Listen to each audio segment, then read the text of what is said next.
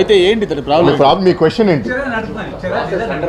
It not yet, it will be. We are giving 480 acres in 3 locations. And ఎప్పుడైనా సరే మనకి Simhachalam if you're taking the trust land, దానికి equal value land, equal size land ఇంకో దగ్గర వాళ్ళకి సృష్టించిన తర్వాతే చేస్తాం. So there is no question that ఇది తీసేసుకుంటున్నాము అని. గతంలో కూడా not yet, it's in the process. Proposal is there. ఒకటి తరువాళ్ళలో ఒకటి ఉంది, రాంబిల్ ఉంది, అడివరంలో ఒకటి ఉంది. 3 చోట్ల కలిపి చేయాలని ఆలోచన ఉంది. ఆల్రెడీ తరువాళ్ళలో మొత్తం 308 acres దానికోసం ల్యాండ్ అక్విజిషన్ చేసాం, అది ఇస్తున్నాం. దాంతోపాటు అడివరం మీరు చెప్పిన సింహాచలం ఉంది, రాంబిల్ ఒకటి, 2 కూడా ఉన్నాయి ప్రపోజల్. 3 locations 480 acres. చెప్పండి. ఎయిర్పోర్ట్ ఏదైతే ఉందో ఆ ఎయిర్పోర్ట్ జూన్ లో ఓపెన్ చేయడానికి సిద్ధంగా ఉంది. కనీసం బాటిల్ నెక్స్ అయినటువంటి మీరు అన్నట్టు హనుమంతు కావచ్చు, కార్సెట్ జంక్షన్ కావచ్చు, ఇవన్నింటిలో ఇప్పటికే ట్రాఫిక్ జామ్గా ఉండి నెక్స్ట్ మన బీచ్ రోడ్ ఏదైతే ఉందో ఎక్స్పాన్షన్ కూడా జరగకుండా అది ఓపెన్ చేయడం వల్ల మళ్ళీ ట్రాఫిక్ ఇష్యూస్ హెవీ అవుతాయి, కానీ అసలు రెడ్యూస్ అవడానికి ఛాన్స్ లేదు కదా. దీని మీద అసలు కనీసం ఇనిషియేటివ్ కనెక్టింగ్ రోడ్లకు పిఎంఆర్డీ ఇచ్చిన ప్రాధాన్యత, బాటిల్ నెక్స్ పాత గవర్నమెంట్ ఉన్నప్పుడు కూడా బాటిల్ నెక్స్. ఓకే, నాకు అర్థం, నేను ఆన్సర్ చేస్తాను. దానికే సప్లిమెంట్ సిటీలో పెరిగిందన్న. సో సిటీలో మెయిన్ ఏంటి, ట్రాఫిక్ జామ్కి ఫుట్పాత్స్ ఆకన్నా, రోడ్డు పక్కల ఆకన్నా. సో మీరు ఆల్రెడీ లంచ్ అంటున్నారు, ఉదయం చేస్తున్నారు, సాయంత్రం పెట్టేస్తున్నారు. సో అది క్లియర్ కావట్లేదు. మీ మీద మీరు దృష్టి పెట్టినప్పుడు కూడా అది పూర్తి స్థాయిలో ఇంకోటి ఎక్కడ కూడా పార్కింగ్ చేయడానికి నార్మల్గా సెల్లార్స్ అనేవి అక్కడ క్లియర్ లేదు. సో మీరు ఎన్నిసార్లు చేసినా అది సాధ్యం కాని పని. దాని మీద ప్రభుత్వం సీరియస్గా ఏది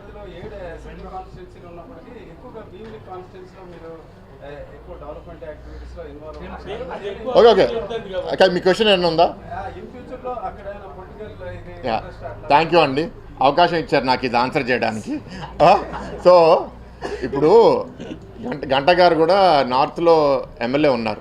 అప్పుడు ఆయన అడగండి, నార్త్లో ఎంత అభివృద్ధి కార్యక్రమాలు చేయడానికి అవకాశం ఉందో. Because every constituency is very tightly packed. ఇప్పుడు అభివృద్ధి జరగాలి అంటే ఎక్కువ గ్రామీణ ప్రాంతాలు, ల్యాండ్ అవైలబిలిటీ ఉన్న నియోజకవర్గాల్లోనే జరగలుగుతుంది. ఇప్పుడు విశాఖపట్నం పార్లమెంట్లో there only 2 areas for that, S Kota, Bheemili. ఈ 2 areasలో మనకి ల్యాండ్ అవైలబిలిటీ ఎక్కువ ఉంది కాబట్టి మనకి అక్కడ పెట్టుబడులు అభివృద్ధి చేయడానికి ఉంటుంది. సో ఒక పొలిటికల్ ఇంటెన్షన్తో మా మధ్యలో డిస్టర్బెన్స్ క్రియేట్ చేయడానికి కొందరు ఇక్కడ ఉన్న మీడియా హౌస్లు కూడా అది ప్రయత్నిస్తూ ఉంటారు. ఏమని, దట్ నేను నార్త్లో తిరిగితే నార్త్ ఎమ్మెల్యేకి వెళ్తానని, లేకపోతే భీమ్లీలో తిరిగితే భీమ్లీ ఎమ్మెల్యేకి వెళ్తానని. We're all a good team, we're working together. నా మైండ్ సెట్ నాకు దగ్గరికి చూసిన వాళ్ళు మీరు కూడా చూశారు. ఒక ఎమ్మెల్యేగా పనిచేయాలంటే దట్ ఇస్ ఎ 24/7 జాబ్. ఒక యూనివర్సిటీ ప్రెసిడెంట్గా ఉంటూ ఎమ్మెల్యే జాబ్కి నేను జస్టిస్ చేయగలుగుతాను నేనైతే నాకు అనిపించదు. ఎందుకంటే నేను చూస్తాను వీళ్ళు ఎంత కష్టపడతారని. నేను ఢిల్లీ పార్లమెంట్లో పనిచేసి దానికి జస్టిస్ చేయాలి, నా ఆలోచనకు కూడా అది సింక్ అవుతుందని నేను అనుకుంటున్నాను. సో లాస్ట్ క్వశ్చన్ అన్నాను కదండి, that is the last question. So okay డా హరీష్ కొండ. ఈ డిస్కషన్ నేను కూడా మీడియాలో చూశాను, ప్రత్యేకించి ఎన్టీవీ ఏదో మొత్తం 1-2 సార్లు అది ప్రత్యేకంగా వేశారు. భీమ్లీలో భరత పోటీ చేస్తాడా ఏంటిది, ఇద్దరి మధ్య గ్యాప్లు అని చెప్పారు. ఫస్ట్ ఆఫ్ ఆల్ అంటే సంక్షేమం మీద ఇన్వెస్ట్ చేస్తున్నారు, బట్ మేజర్ సెక్టర్ అయినప్పుడు ఎడ్యుకేషన్ రిలేటెడ్ ఫీజు రింబర్స్మెంట్ ఇప్పుడు వచ్చి ఇచ్చేటువంటి పరిస్థితి అది పెండింగ్ ఉంది, ఆరోగ్యశ్రీ పెండింగ్ ఉన్నాయి. సో ఈ కీలక సెక్టార్స్ మీద దృష్టి పెట్టకపోతే రేపు భవిష్యత్తులో ఇది ప్రతి ఒక్కరికి అవసరమైంది. దీని మీద ప్రభుత్వం ఏం చేయబోతుంది? అట్ ద సేమ్ టైం అభివృద్ధిలో భాగస్వామ్యమైన కాంట్రాక్టర్స్ పెండింగ్ ఉన్నాయి. అలాగే రోడ్స్ విషయంలో కూడా ఇప్పుడు సిటీ వరకు ఓకే, బట్ అవుట్స్కర్ట్స్ అన్ని కూడా బాగాలేని పరిస్థితి. దీని మీద ఏం చేయబోతున్నారు? అంటే ఇప్పుడు మీరు ఒక థర్డ్లో థ్రెడ్స్ ఉంటాయి కదండి, అది మనం ఎక్కువ ప్రెషర్ లాగేస్తే ఆ థ్రెడ్స్ ఊడుతూ ఉంటాయి. ఆఖరి థ్రెడ్కి వచ్చినప్పుడు అది ఇరిపోయింది అనుకోండి, ఆఖరిలో లాగినోడి వల్ల ఇరిగింది అనుకుంటారు, కానీ దాని ముందు జరిగిన డ్యామేజ్ మీరు ఎవరైతే గమనించట్లేదు. అవును, బట్ ఆర్థిక మరి ఇప్పుడు నన్ను మాట్లాడనివ్వట్లేదు, మీరు నన్ను ఆన్సర్ ఇవ్వనివ్వండి.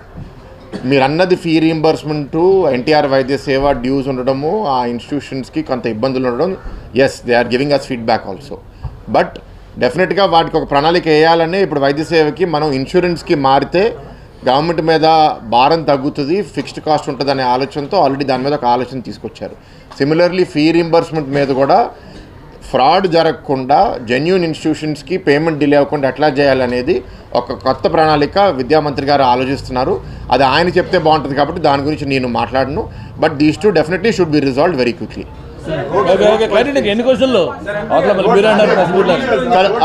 కాదండి అందరికీ ఓకే. రెండు కాన్స్టిట్యున్సీలు ఉన్నప్పటికీ ఎక్కువగా భీమిలి కాన్స్టిట్యున్సీలో మీరు ఎక్కువ డెవలప్మెంట్ యాక్టివిటీస్ లో ఇన్వాల్వ్ ఓకే ఓకే ఓకే మీ క్వశ్చన్ ఏమైనా ఉందా? ఇన్ ఫ్యూచర్ లో అక్కడ పొలిటికల్ యా థ్యాంక్ యూ అండి, అవకాశం ఇచ్చారు నాకు ఇది ఆన్సర్ చేయడానికి.